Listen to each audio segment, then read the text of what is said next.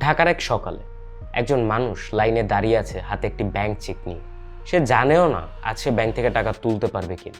কিন্তু কয়েক বছর আগেও কারো মনে এই প্রশ্নটা আসা ছিল অসম্ভব, কারণ ব্যাংকটা ছিল বিশ্বাসের আরেক নাম, ইসলামী ব্যাংক বাংলাদেশ লিমিটেড। প্রশ্ন হলো, কিভাবে একটি বিশ্বাসের প্রতীক ধীরে ধীরে পরিণত হলো ঝুঁকির প্রতীকে? এটা কি কোনো অ্যাক্সিডেন্ট নাকি কোনো প্রসেস?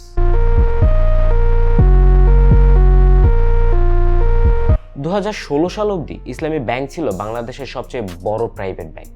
ব্যাংকের ডিপোজিটকৃত মোট টাকার পরিমাণ ছিল 1 লাখ কোটি টাকারও বেশি, এবং ইসলামী ব্যাংকের গ্রাহক সংখ্যাও ছিল 1 কোটির কাছাকাছি। আর আমাদের দেশে আসা রেমিটেন্সের একটা বড় অংশই আসতো এই ব্যাংকের মাধ্যমে। মিডল ইস্টের শ্রমিকরা তাদের কষ্টার্জিত টাকা এই ব্যাংকের মাধ্যমে পাঠাতে পছন্দ করত, কারণ এটা ইসলামী ব্যাংক, এখানে হারাম কিছু হবে না। আর এই ট্রাস্টটাই ছিল ইসলামী ব্যাংকের সবচেয়ে বড় সম্পদ, একটা অদৃশ্য দেয়াল যেটা ব্যাংকটাকে প্রায় আনটাচেবল করে তুলেছিল। তারপরেই হঠাৎ ন্যারেটিভ বদলাতে শুরু করে। মিডিয়া ইসলামী ব্যাংক নিয়ে প্রশ্ন উঠতে থাকলো, তাদের আন্তর্জাতিক শেয়ার হোল্ডারদের নিয়ে সন্দেহ বাড়তে থাকলো। কোনো জঙ্গি শক্তি আছে ব্যাংকের পেছনে, এমন আলোচনার ডালপালা মিলতে শুরু করলো। এই সব কিছু শুধু খবর ছিল না, এসব ছিল পারসেপশন ইঞ্জিনিয়ারিং। কারণ ব্যাংক ভাঙতে হলে সর্বপ্রথম মানুষের বিশ্বাস ভাঙতে হবে, আর এই ফেজে মানুষের বিশ্বাস একটু নড়ে উঠল ইসলামী ব্যাংকের প্রতি। আর এটাই ছিল ফার্স্ট ক্র্যাশ। ব্যাংক তখনও দাঁড়িয়েছিল, কিন্তু ভেতরে ভেতরে ফাটল ধরেছিল। 2017 সাল, কোনো একদিনে না, খুব অল্প সময় সব কিছু পাল্টে গেল। ব্যাংকের বোর্ড পাল্টে গেল, চেয়ারম্যান পরিবর্তন হয়ে গেল, এবং এক নতুন শক্তির প্রবেশ ঘটল, এসালম গ্রুপ। এটা কোনো ট্রেডিশনাল অ্যাকুইজিশন ছিল না।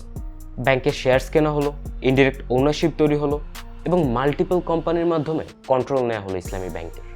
এই সব কিছুই এত দ্রুত হয়ে গেল যে কেউ বুঝেই উঠতে পারলো না ওনারশিপ চেঞ্জ হয়েছে নাকি কন্ট্রোল শিফট হয়েছে। আর এটাই ছিল সেই সাইলেন্ট coup। কেউ কিছু বুঝে ওঠার আগেই একটা ব্যাংক দখল হয়ে গেল। এবার শুরু হলো আসল খেলা, লোন আর লোন। ব্যাংকের ভল্ট থেকে খুব দ্রুত টাকা বের হতে শুরু করলো। হাজার হাজার কোটি টাকা লোন দেওয়া শুরু হলো একটা নির্দিষ্ট গ্রুপের কোম্পানিদের। বিষয়টা ছিল এমন যে এসালম গ্রুপের নামে বেনামে একাধিক কোম্পানি ছিল, এবং প্রতিটি কোম্পানি থেকে আলাদা আলাদাভাবে লোনের অ্যাপ্লাই করা হচ্ছিল। কিন্তু মজার ব্যাপার হলো, এসব কোম্পানিগুলো ইন রিয়েল লাইফ এক্সিস্টই করতো না, কিন্তু তারপরও তাদের লোনগুলো অ্যাপ্রুভড হয়ে যেত, তারা টাকাও পেয়ে যেত। রিপোর্টস ইঙ্গিত দেয় কয়েকটি ভুয়া কোম্পানি এই সময়টায় কয়েক হাজার কোটি টাকা অবধি লোন নিতে পেরেছিল। এটা কোনো ব্যাংকিং ছিল না, এটা ছিল কনসেন্ট্রেশন অফ রিস্ক। বিষয়টা ছিল এমন যে আপনি যদি আপনার কোনো এক বন্ধুকে আপনার সব টাকা ধার দিয়ে দেন, আর আপনার বন্ধু যদি আপনার একটা টাকাও ফেরত না দেয়, তখন আপনার অবস্থাটা কি হবে? আপনি শেষ হয়ে যাবেন। ইসলামী ব্যাংকের সাথে ঠিক সেটাই করেছিল এসালম গ্রুপ ইনস্টিটিউশনাল স্কেলে।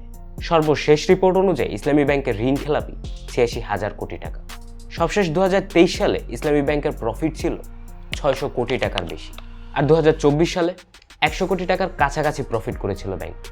ডে বাই ডে পরিস্থিতি খারাপের দিকেই যাচ্ছিল ব্যাংকটি, আর এতে করেই বাংলাদেশ ব্যাংকের উপর ডিপেন্ডেন্সি বেড়ে যায় ইসলামী ব্যাংকের। মানে বাইরে থেকে ব্যাংকটা অ্যালাইভ থাকলেও ভেতরে ভেতরে ব্লিডিং হয়েই যাচ্ছে। যখন এই সব কিছু ভেতরে ভেতরে চলছিল, তখন হঠাৎই এই সব তথ্য একদিন সাধারণ মানুষ অবধি ছড়ালো। ব্যাংকের অবস্থা ভালো না, আর এটাই যথেষ্ট। মানুষ লাইনে দাঁড়াতে শুরু করলো, এটিএম এবং ব্রাঞ্চে মানুষ ভিড় করতে শুরু করলো, আর এটাই ব্যাংক রানের শুরু। কোনো ব্যাংকই একসাথে সবার টাকা ফেরত দিতে পারে না। ব্যাংক আপনার সব টাকা নিজের কাছে রাখে না, সে সেটা লোন দিয়ে দেয়। আর এক্ষেত্রে সাধারণ মানুষের সব টাকা তো এসালম গ্রুপের ভুয়া কোম্পানিগুলো লোনের মাধ্যমে ব্যাংক থেকে তুলে নিয়েছে। তাই ব্যাংক চাইলেও গ্রাহকদের টাকাগুলো তাদের ফেরত দিতে পারছিল না। এর ফলে মানুষের এত বছরের বিশ্বাস ভেঙে যায় ইসলামী ব্যাংকের প্রতি। আর ট্রাস্ট যখন ভাঙে, সিস্টেমও তখন ভেঙে পড়ে। এখন একটা কন্ট্রোভার্সিয়াল কোয়েশ্চেন, এই সব কিছুই কি কোইন্সিডেন্স নাকি step by step value extraction? প্যাটার্নটা দেখলে আপনিও বুঝতে পারবেন এটা কি ছিল। ফার্স্টে ন্যারেটিভ তৈরি করা হলো ইসলামী ব্যাংক জঙ্গিদের অর্থায়ন করে। তারপর একটি গ্রুপ চুপচাপ তার প্রভাব খাটিয়ে ব্যাংকটি দখলে নিয়ে নিল। নামে বেনামে লোন নেওয়া শুরু করলো ব্যাংক থেকে, আর সেসব লোনের টাকা আর ফেরত দিল না। আর টাকা ফেরত না পেয়ে ব্যাংক দুর্বল হয়ে পড়ল। এখন আপনার কি মনে হচ্ছে এটা কোনো কোইন্সিডেন্স নাকি ওয়েল প্ল্যান্ড? অ্যান্সারটা আপনিই দিন। একটা ব্যাংক ভেঙে গেলে শুধু একটা প্রতিষ্ঠান ভাঙে না, ভাঙে মানুষের বিশ্বাস, স্বপ্ন এবং ভবিষ্যৎ। ইসলামী ব্যাংকের গল্প আমাদের শেখায় বড় প্রতিষ্ঠানগুলো বাইরে থেকে ভাঙে, ভাঙে ভেতর থেকে। আর সবচেয়ে বড় ব্যাপার হলো আমরা সেটা বুঝি, কিন্তু অনেক দেরি করি। আই হোপ আজকে ভিডিওটি এনজয় করেছেন। ভিডিওটি ভালো লেগে থাকলে প্লিজ ভিডিওটিতে একটি লাইক দিয়ে দিন। আর চ্যানেলে নতুন হয়ে থাকলে আমি রিকোয়েস্ট করবো প্লিজ চ্যানেলটি সাবস্ক্রাইব করে ফেলুন। দেখা হচ্ছে নেক্সট নতুন কোনো ভিডিওতে। ততক্ষণের জন্য stay aware, stay curious, tata.